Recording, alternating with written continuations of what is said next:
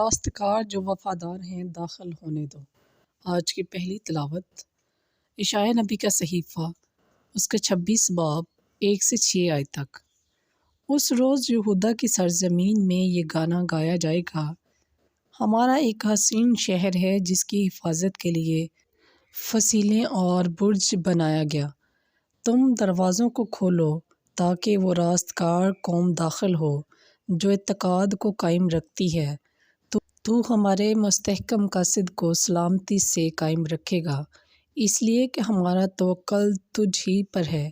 خداوند پر ابد تک توکل رکھو، کیونکہ خداوند زمانوں کی چٹان ہے۔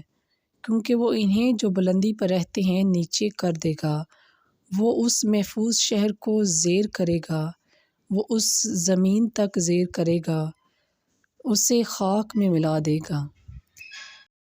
پاؤں اسے لتاڑے گا، یعنی محتاج کے قدم مسکین کے پاؤں۔ پس پاک کلام کے پڑھے اور سنے جانے پر خداوند کی خاص برکت ہو۔ خداوند کا شکر ہو۔